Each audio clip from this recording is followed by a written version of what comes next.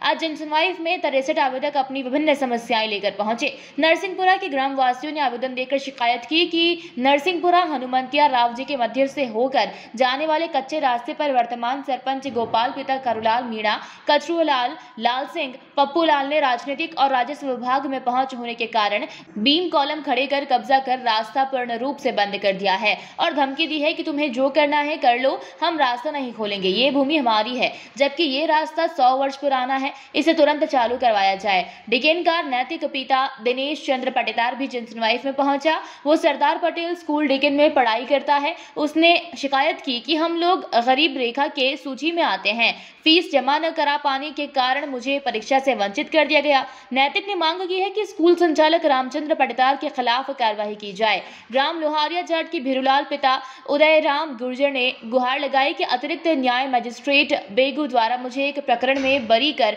मेरी भूमि को पुनः मेरे नाम दर्ज किए जाने का अंतिम निर्णय पारित कर नायब तहसीलदार रतनगढ़ को सूचित किया गया था, जिसमें मेरी भूमि मेरे नाम कर अविलंब न्यायालय बेगू को सूचित किया जाना था, जो कि आज तक नहीं किया गया है। भिरूलाल ने जनसुनवाई में न्यायालय के आदेश पालना हेतु नायब तहसीलदार रतनगढ़ को आदेश करने हेतु निवेदन किया। जनसुनवाई में एटीएम नेहा मीणा और सीईओ गुरुप्रसाद मौजूद रहे। उन्होंने तमाम आवेदनों पर वहां उपस्थित अधिकारियों को आवश्यक निर्देश दिए।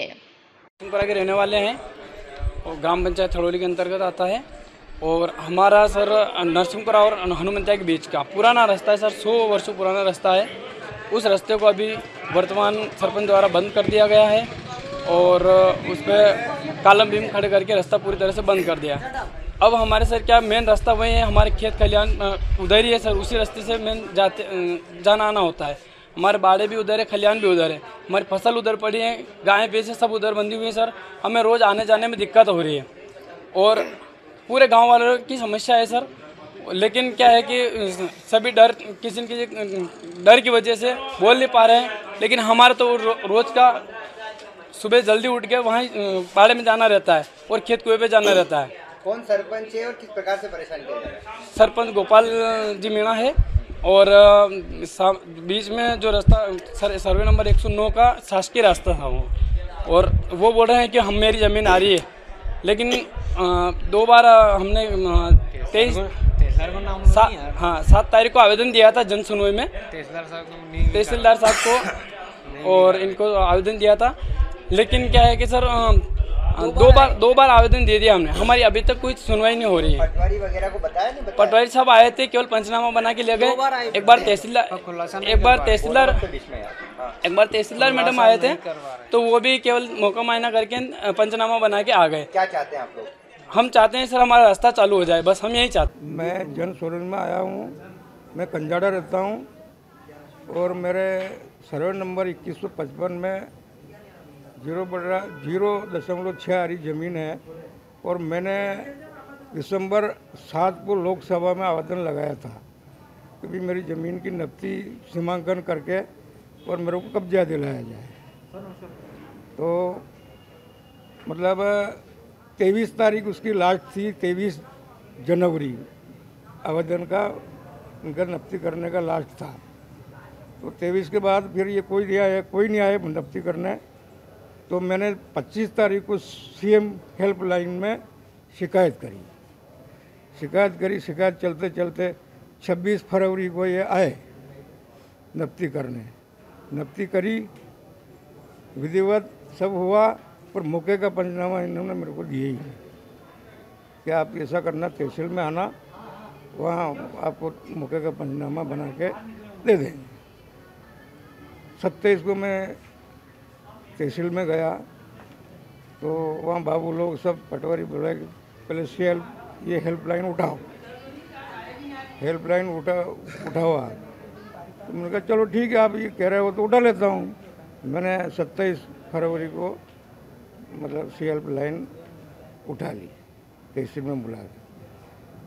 ठीक है, मैंने कहा मौके का पंचनामा तो किसी ने दिया नहीं। 4 मार्च को फिर डबल बार नफ्ती करने आए और अलग जगह नफ्ती कर दी। उस ज़मीन मुझे पहले करी, वहाँ नहीं करी, अलग जगह कर दी और उन्होंने बताया कि तुम्हारी ज़मीन ही नहीं है। राजनीतिक दबाव के कारण, पटवारी का यह कहना है कि राजनीतिक दबाव के कारण मैं आपको यहाँ मतलब आपकी कोई ज़मीन है नहीं है और आप जो भी कार्रवाई करना है कहीं भी जाए। मैं जाट लोवारिया तहसील जावद जिला नीमच का रहने वाला हूँ। मेरा प्रॉपर गांव जाट लोवारिया है और मेरी ज़मीन कुर्क की गई थी राजस्थान कोर्ट से, और कोर्ट ने मुझे वहाँ से लेटर जारी करके वापस आदेश जारी कर दिया तहसीलदार साहब को पुनः बेरूलाल की ज़मीन का कब्जा इन्हें नामांतरण खोल दिया जाए। लेकिन मेरे परिवार वालों ने मैडम तहसीलदार मोनिका जैन को 1,60,000 रुपये रिश्वत देने के कारण वो मुझे गुमराह करती रही और कहा कि कलेक्टर साहब के साइन कराओ, तो मैंने करवा दिए। एसडीएम साहब के साइन कराओ, तो मैंने करवा दिए। उसके बावजूद भी वो कह रहे कि वेरीफाई करेंगे, फिर नामांतरण खोलूँगी, फिर कब्जा दिलाऊंगी। लेकिन मेरे परिवार वाले 1,60,000 रिश्वत देने के कारण गम बो रखा और वो मुझे कब्जा दिलाने में नाकाम हो रही और मुझे गुमराही कर रही। इसलिए मैं श्रीमान कलेक्टर महोदय के यहाँ 10 महीने से चक्कर लगा रहा हूँ। मेरी ना कोई सुनते हैं, ना कोई मुझे 4 दिन देते हैं, कभी 10 दिन देते हैं, कभी 5 दिन देते हैं। मेरे छोटे छोटे बच्चे बच्ची हैं और बेगू कोर्ट ने तो आदेश जारी कर दिया, लेकिन अभी मुझे वो कब्जा दिलाने में नाकाम हो रही। इसलिए मैं घबरा चुका हूँ और मैं कलेक्टर महोदय के भी समक्ष पेश हुआ हूँ। उन्होंने भी मुझे आश्वासन दे के वापस मैडम को वहाँ भेज दिया और ये आपस में गुपचाय कर लेते हैं। और मैडम पैसे लेके बिक गई और मेरी सुननी नहीं रही और कोर्ट के आदेश की पालना भी नहीं कर रही वो, और मजिस्ट्रेट साहब के आदेश की पालना नहीं कर। कोई खेती है आपके पास? आजीविका का क्या साधन है आपके पास? और मेरे पास कुछ साधन नहीं। मैं मजदूरी पालन कर मेरे बच्चे बच्ची को पाल रहा हूँ और वो लोग मेरी ज़मीन पे मैडम से मिलकर नाजायज़ कब्जा करे हुए हैं और बैठे हुए हैं और मैडम मुझे गुमराह कर रही है, आपकी ज़मीन मिल जाएगी, मिल जाएगी, मिल जाएगी, ऐसा ही कहती रहती है। अभी आप आए, आप क्या चाहते हैं? कितने बीघा जमीन है? मेरी 33 रकबा 962 हेक्टेयर 6 बीघा ज़मीन पर वो कब्जा कर बैठे हुए हैं। आप क्या चाहते हैं? और मैं यही चाहता हूं कि श्रीमान से निवेदन है कि मेरी ज़मीन जो कोर्ट ने आदेश दे दिया मजिस्ट्रेट ने, उसके आदेश की पालना श्रीमान तहसीलदार महोदय और कलेक्टर महोदय क्यों नहीं कर रहे हैं? मुझे क्यों भटका रहे हैं? मेरे छोटे छोटे बच्चे बच्ची है, मेरी पत्नी के शरीर में बीमारी है और ये आधी दफ़े बीमार रहती है। मैं अहमदाबाद राजस्थान हॉस्पिटल में इसका इलाज कराने के लिए लोगों से पैसे उधार ले रहा हूँ। चंद पाटीदार नैतिक का पिताजी हूँ। डीकेएन सरदार पटेल स्कूल की हठधर्मिता की वजह से बच्चा पेपर नहीं दे पाया है। मैं यहाँ जिला शिक्षा अधिकारी के पास अपनी शिकायत लेके पूर्व में 20 तारीख को भी आया था। उन्होंने आश्वासन देके कहा कि जाओ पहले फीस जमा कराओ, फिर यहाँ पे आना, हम फिर कार्रवाई करेंगे, और कुछ किया नहीं। इनकी स्कूल और इनकी मिली भगत के कारण हमें बार बार यहाँ धक्के खाने पड़ रहे हैं। अभी मैं जन सुनवाई में भी आवेदन दे के आया हूँ। उन्होंने बोला कि हम जांच करवाएंगे, बस आश्वासन दे रहे हैं। मेरा बच्चा बीपीएल सूची के अंतर्गत आता है। मैंने वहाँ पहले फर्स्ट में जब एडमिशन किया था तब निःशुल्क के लिए आवेदन किया था।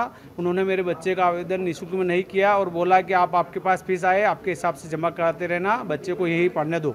तो मैं हर वर्ष फीस उनकी एग्ज़ाम होने के बाद रिजल्ट के समय जमा करवाता हूँ।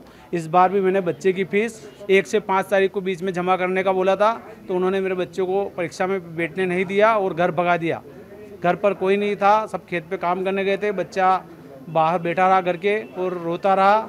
शाम को पता चला तो मैंने स्कूल से कांटेक्ट किया तो उन्होंने उसका जवाब नहीं दिया, और सुबह जब बात हुई तो बोला मैं भी मैडम को बोल के जांच करवाता हूँ। मैंने बच्चे को स्कूल भेजा पेपर देने के लिए, तो उनको बाद में मेरे पास कॉल आया कि नहीं बैठने देंगे, पहले फीस जमा करवाओ, आप आके स्कूल में बखेरा कर रहे हो, ऐसा ऐसा मेरे ऊपर आरोप लगाया। फिर मैं बच्चे को वापस रास्ते में से बाइक पे बिठाकर घर लेके आया और फिर यहाँ पर जिला शिक्षा अधिकारी के पास आवेदन देने गया पूर्व में।